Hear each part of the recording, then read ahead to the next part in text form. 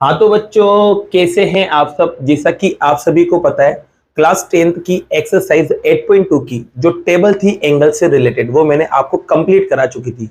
अगर आपको वो अच्छे से याद है तो आप 8.2 के जितने भी क्वेश्चन है वो आराम से कर सकते हो। तो उसी टेबल के बिहाफ पर अपन ये दो क्वेश्चन यहाँ पर लिखे, इन्हें सोल्व करने वाले हैं और बाकी के जो आगे के क्वेश्चन है वो भी अपन यहाँ सॉल्व करेंगे। तो बच्चों सबसे पहले इस क्वेश्चन को उठाते हैं। तो देखिए यहाँ पर साइन 60 लिखा हुआ है, तो साइन 60 की वैल्यू बच्चों क्या होती है, √3/2। इंटू का साइन आ जाएगा, कोई साइन नहीं है तो cos 60, cos 30 भी कितना होता है, √3/2। प्लस का sine as it is, sine 30 जो होता है बच्चों वो क्या होता है, 1/2।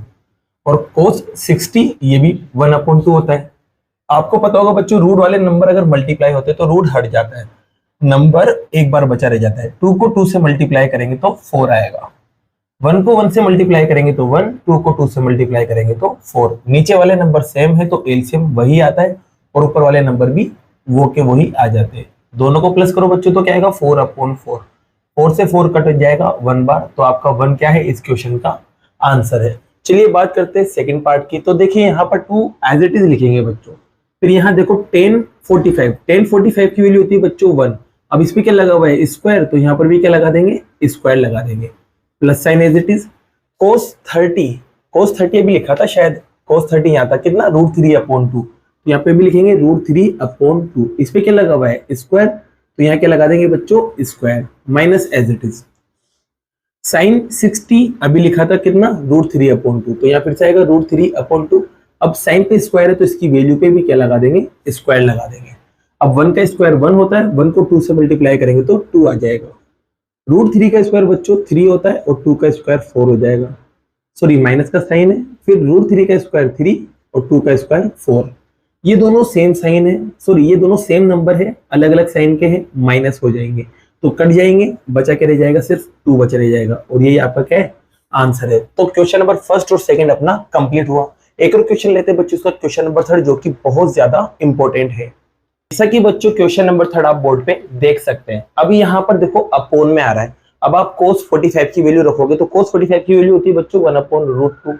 फिर इसे sec 30, अब sec उल्टा किसका होता है, cos 30 का, तो cos 30 का उल्टा करोगे बच्चों तो 2/√3। तो ये अपोन में नंबर आएंगे और 4 स्टेप बनेगी, तो कैलकुलेशन आपको थोड़ा हार्ड लगेगी बच्चों। तो कैलकुलेशन को अपन इजी बनाने के लिए अपन डायरेक्ट वैल्यू ना रख के पहले अपन इसे लिखते हैं डिवाइड की फॉर्म में।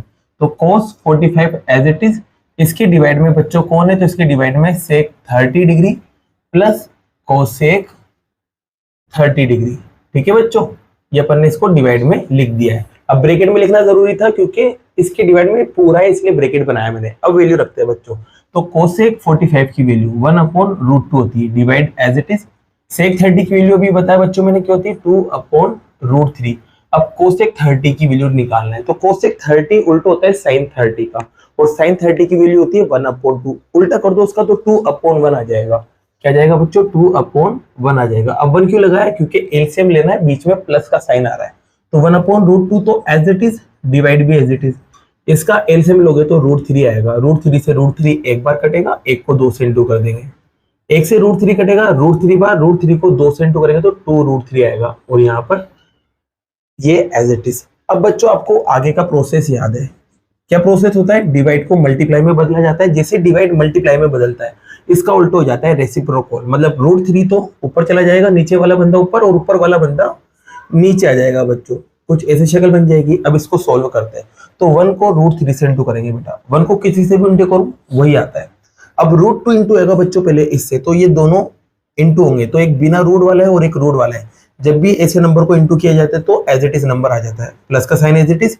अब देखो यहाँ पर ये 2 तो एज इट इज रहेगा, जब ये इसके पास मल्टीप्लाई होने जाएगा तो रूट वाले दोनों मल्टीप्लाई हो जाएंगे, और रूट वाले दोनों मल्टीप्लाई होकर क्या बनेंगे, √6।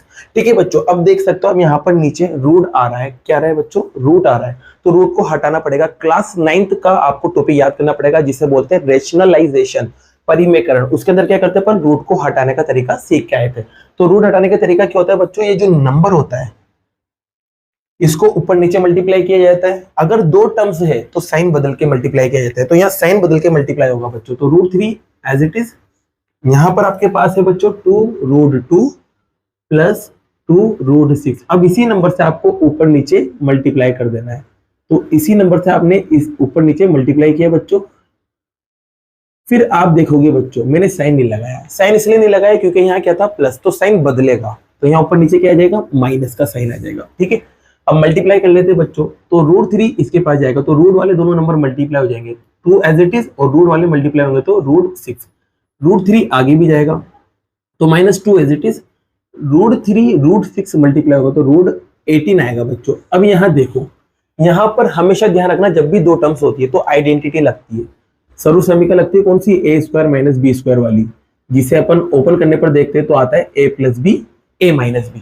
तो यहाँ देख सकते हो a + b a - b तो लिखा हुआ है, सेम नंबर है आगे पीछे, बस साइन अलग अलग है, तो इसको अपन इसमें बदल सकते हैं। और इसमें बदलने के लिए क्या करते हैं, जो भी आगे नंबर है चाहे इसमें से लो चाहे इसमें से, उसका स्क्वायर कर देते हैं, फिर माइनस लगाते हैं, फिर पीछे वाले का स्क्वायर कर देते हैं। तो आगे वाला नंबर है 2√2, इसका अपन स्क्वायर कर देंगे, बीच में लगाएंगे माइनस, फिर पीछे वाले नंबर का, पीछे वाला नंबर कौन है 2√6, और इसका भी अपन क्या कर देंगे स्क्वायर। अब बच्चों यहाँ देखोगे आप तो 2√6 तो एज इट इज, अब 6 के अगर अपन टुकड़े करते तो जोड़ा नहीं बनेगा, लेकिन जब 18 के अपन टुकड़े करेंगे बच्चों तो इसके टुकड़े कुछ इस तरह से होंगे, और आप यहाँ देखोगे कि 3 का जोड़ा यहाँ बन रहा है तो 3 बाहर आएगा। रूट का रूल ही यही होता है, अगर जोड़ा बन रहा है तो बाहर निकाल के पटकते जाओ, तो इसे बाहर निकाल के अपन पटकेंगे। नीचे देखो स्क्वायर 2 का होगा पहले 4, और √2 का स्क्वायर 2, दोनों के बीच में इंटू आ जाएगा, माइनस 2 का स्क्वायर 4, √6 का स्क्वायर 6। अब यहाँ देखो बच्चों 2 as it is, √6 as it is, minus as it is, यहाँ पर ये वाला 2 भी एज इट इज, ये जोड़ा बन जाएगा बाहर आ जाएगा, और अंदर कौन बचा रह जाएगा √2। नीचे बात करें बच्चों 2 को 4 से मल्टीप्लाई करने पर 8 आएगा, माइनस 4 को 6 से मल्टीप्लाई करने पर 24 आएगा। अब यहाँ देख सकते हो बच्चों कुछ कॉमन आ रहा है, आप कहोगे सर 2 कॉमन आ रहा है, तो 2 को कॉमन निकाल लेते हैं, यहाँ बचा रह जाएगा √6 और यहाँ बचा रह जाएगा 3√2। नीचे की तरफ बात करें बच्चों तो यहाँ पर आएगा माइनस का 16, क्योंकि अलग अलग साइन है, माइनस करेंगे तो 16 आएगा, बड़ा जो नंबर उसका साइन लगा देंगे। 2 से 16 कट हो जाएगा बच्चों कितनी बार, 8 बार। अब फ्रैक्शन का रूल होता है कि नीचे कभी माइनस नहीं होना चाहिए, तो ये माइनस ऊपर चला जाएगा, तो ये माइनस ऊपर जाएगा, तो √6 - 3√2, और अपोन में क्या चल रहा है 8 चल रहा है। जैसे बच्चों माइनस अंदर जाएगा तो साइन बदलेंगे, तो ये वाला नंबर प्लस का हो जाएगा, तो प्लस का है तो इसको मैं आगे लिख देता हूँ, ये लो प्लस का कर दिया, और ये वाला नंबर माइनस हो जाएगा जिसे मैं पीछे लिख देता हूँ, और अपोन में क्या चल रहा है 8, जिससे इस क्वेश्चन का आंसर आ जाएगा और क्वेश्चन नंबर 3 आपका कंप्लीट हो जाएगा। तो बच्चों बाकी के जो क्वेश्चन है वो नेक्स्ट वीडियो में करते हैं। अगर वीडियो पसंद आई हो तो वीडियो को लाइक कीजिए, चैनल को सब्सक्राइब कीजिए। Thank you so much.